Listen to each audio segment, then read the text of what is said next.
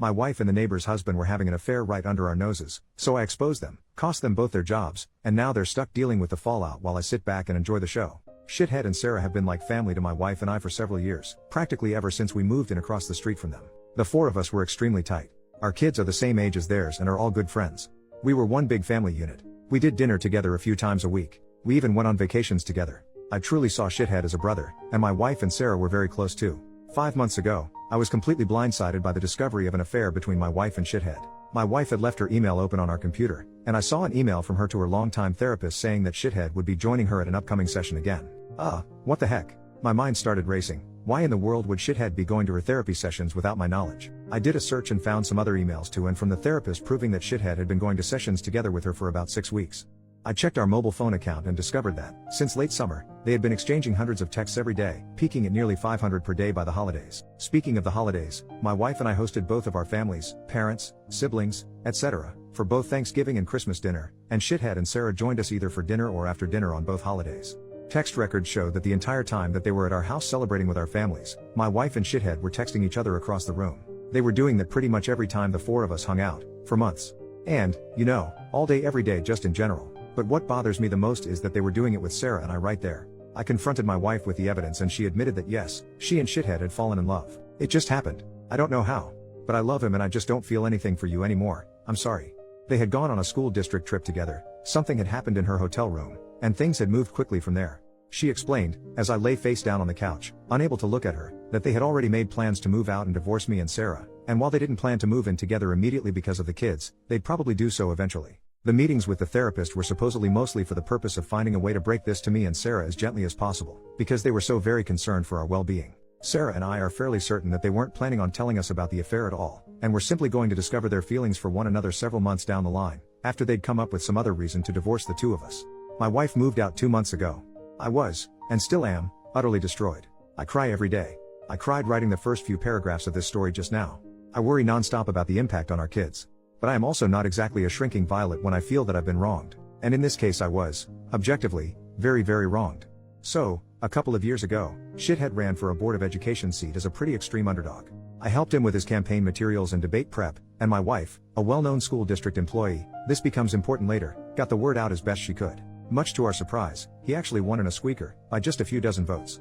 Being on the board became the center of Shithead's world. He joined every committee that he could.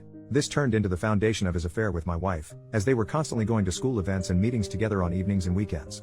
Once I discovered the affair, my thoughts turned pretty quickly to revenge, and it occurred to me that an extramarital affair between a member of the Board of Education and an employee of the school district was at least bad politics and possibly violated district policy. Making things far worse for them was that my wife was in the running for an open administrative position, and everyone knew that she was more or less guaranteed the job and the major pay raise that came with it. She had just finished her master's degree in school administration, at the urging of her principal and the superintendent, so that she could be promoted to this specific position. I had plenty of evidence of the affair, like texts from both of them admitting to it, text records showing that they were texting hundreds of times a day, emails to and from the therapist, etc. I considered simply emailing all of the evidence to the board and the superintendent, but felt like I, as the grieving betrayed spouse, might not be seen as a credible source.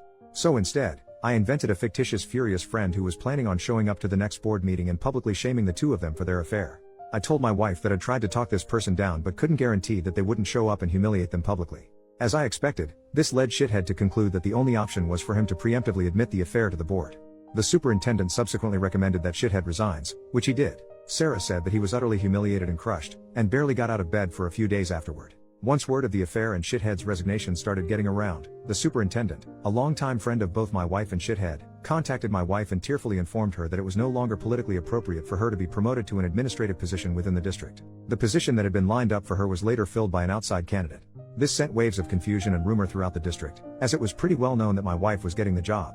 The day after she was informed that she wasn't getting the promotion, my wife and I, despite our crumbling marriage, took our son out to breakfast together on his birthday, and a parent stopped by our table to congratulate her on her new role. She said, "Thanks," then excused herself to go cry in the bathroom for a while. I let the dust settle for a couple of weeks, and then, right before my wife moved out, let them in on my little secret. There was never a furious friend threatening to expose them in the first place. It was just me.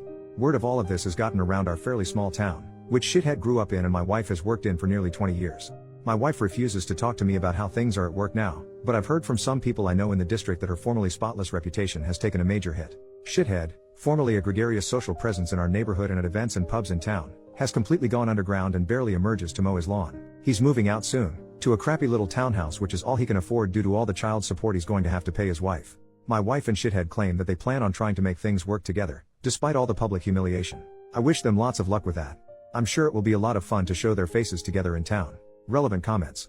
Commenter, are you and Sarah a thing now? You should totally be a thing, that would be awesome. No. We're friends. We've been incredibly important to each other since this all started and have certainly gotten a lot closer, but not in the way everyone's thinking. This would all be so much harder to deal with if I didn't have her to lean on, and she says she feels the same way about me. We're going through basically the exact same situation with the same players, after all. Shithead hasn't moved out yet. Once he does, we plan to go back to getting the kids together more often like they used to. It'll never be the same, of course. She already does come over with the kids from time to time, but it's just tough with Shithead's constant presence across the street. Commenter, didn't your revenge hurt both sets of kids?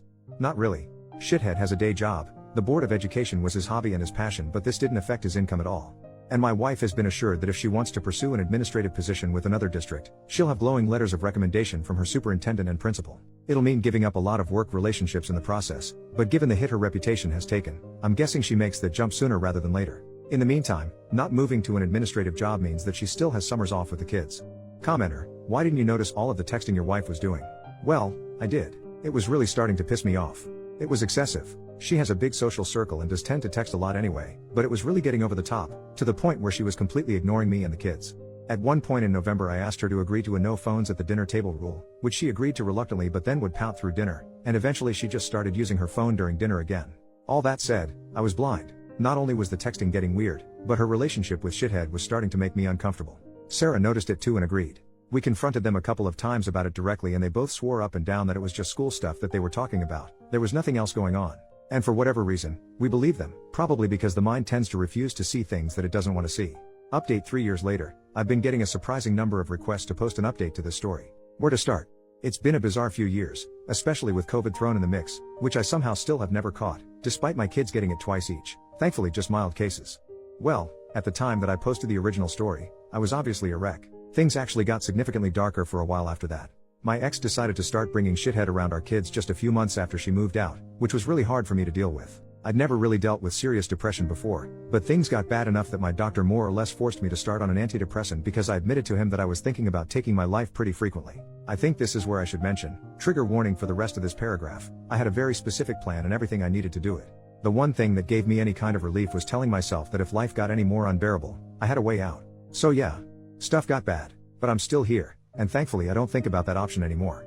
I reluctantly decided to dip my toe into the online dating world, and after a number of short-term things that didn't pan out, I actually connected with someone, much to my surprise. We'll have been together for 2 years next month. She's absolutely amazing.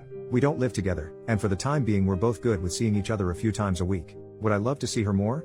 Yep. Am I ready to live with someone again and go all Brady Bunch with our respective kids? I'm not sure. For the time being, we have a lot of fun together, and that's more than good enough for me. As far as things stand with my ex and Shithead, they're still together, but there seems to be trouble in paradise because my kids report that they almost never see him anymore. My kids don't like him at all and they just avoid him when he's around, according to my older one.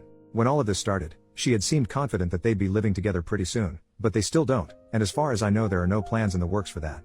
They did buy a boat together, which I find hilarious for some reason. It just seems like the classic affair couple thing to do. Sarah took a long time to accept that her marriage was truly over, but once she did, she really did an admirable job of moving on. She engrossed herself in home improvement projects, she remains the same incredible mom that she's always been, and she's been in a friend with benefits type relationship, which is all she wants right now, with a nice, funny guy for almost 2 years. We hang out here and there, especially when my pool is open in the summer. We aren't nearly as dependent on each other as we were in the beginning, but we're still close friends. And no, still nothing more than that, which I'm glad about because the one thing this situation definitely never needed was more drama. My ex left the school district she was working for and took a job in a neighboring district. I have no idea what Shithead is up to, nor do I care. I hardly ever see him except at the occasional school event. For a while there, I was worried that he'd look at me the wrong way and I'd wind up in jail for knocking him out in an elementary school cafeteria or something, but I just don't care enough about him anymore for that to be a concern. So, all in all, life is pretty okay right now. I do miss being a family. I still have nightmares about all of this stuff and deal with intrusive thoughts at times. I fall asleep to audiobooks now to keep those thoughts at bay, otherwise I still struggle to sleep sometimes. But my girlfriend is amazing. I have an incredibly supportive family. I just officiated my sister's wedding a couple of months ago, and I have a big dog who needs lots of walks and that's a huge help for me on so many levels. I hope that update answered people's questions. Thanks again for all of the support.